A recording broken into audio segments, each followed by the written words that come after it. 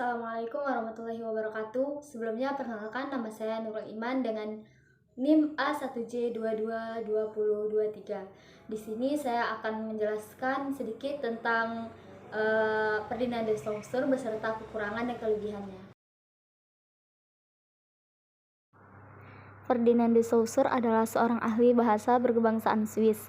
Ia merupakan pelopor kajian linguistik modern. Pemikiran-pemikirannya mengenai linguistik disampaikannya dalam bukunya yang berjudul Cours de linguistique générale. Dia juga mampu berbahasa Yunani, Sanskerta, Perancis, Jerman, Inggris sejak umur 15 tahun.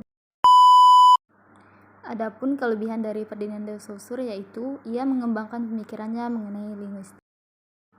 Kelemahannya yaitu mengembangkan lewat buku, karena ada beberapa orang yang kurang suka membaca lewat buku.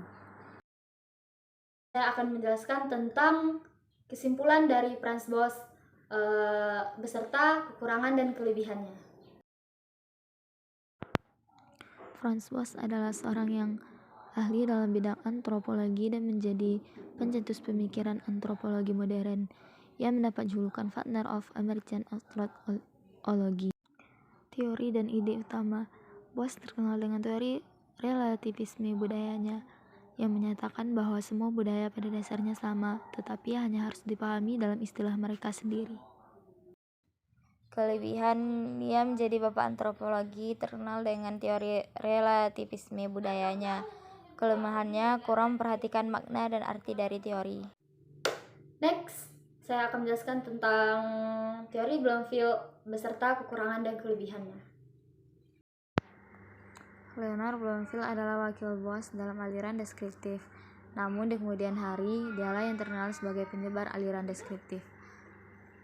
Leonard Bloomfield berkebangsaan Amerika dan Jerman. Karir akademiknya ia fokuskan ketika mengkaji bahasa Indian Amerika, juga bahasa di Kepulauan Filipina. Buku yang terkenal pada Bloomfield yaitu Language pada tahun 1933 setebal 566 halaman. Buku ini sangat lengkap karena mengungkap segala hal yang terkait dengan bahasa dan tidak berlebihan jika buku ini dianggap sebagai babonnya ilmu bahasa. Kelebihannya, ia menggunakan analisis segmental, analisis unsur bahasa langsung. Kelemahannya yaitu ia menggunakan metode analisis yang digunakan kurang memuaskan. Oke, next. Selanjutnya teori fungsional beserta kelebihan dan kekurangannya. Linguistik fungsional. Fungsionalisme ialah gerakan dalam linguistik yang menjelaskan fenomena bahasa dengan segala manifestasinya dan beranggapan bahwa mekanisme bahasa dijelaskan dengan konsekuensi yang ada dari mekanisme itu sendiri. Konsep utama fungsionalisme adalah satu, analisis bahasa mulai dari fungsi ke bentuk. Sudut pandang pembicara menjadi perspektif analisis. Deskripsi yang sistematis dan menyeluruh tentang hubungan antara fungsi dan bentuk. Pemahaman atas kemampuan komunikatif sebagai tujuan analisis bahasa. Perhatian yang cukup pada bidang interdisipliner, misalnya sosial linguistik, dan penerapan linguistik pada masalah praktis, misalnya pembinaan bahasa.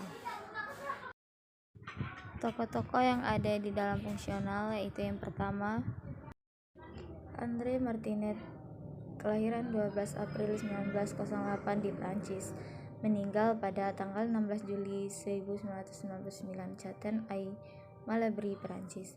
Partner Jenny Martinet, buku Elements of General Linguistic Syntaxis General Language.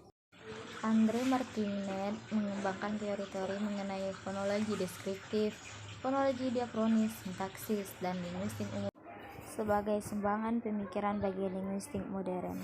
Selanjutnya ada aliran Roman Jakobson.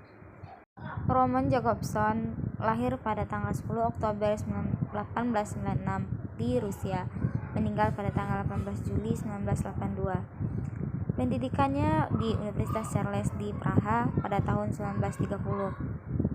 Ia terpengaruh oleh Ferdinand de Saussure, Nikolai Sergeyevich Strobetzky-Vanini. Aliran Roman Jakobson ada dua, yang pertama lingkar linguistik Moskowai, yang kedua lingkar linguistik Praha. Untuk kelebihannya yaitu memperlakukan bahasa sebagai alat untuk menyampaikan dan memahami, transmit, atau maksud pertuturan. Pengguna bahasa diutamakan secara lisan dan kontekstual. Kelemahannya, gagalnya menjelaskan kenapa masyarakat itu berbeda atau justru memiliki kesamaan. Itulah kesimpulan yang telah saya ringkas, beserta kelebihan dan kekurangan dari teori-teori yang telah dipaparkan. Terima kasih. Assalamualaikum warahmatullahi wabarakatuh.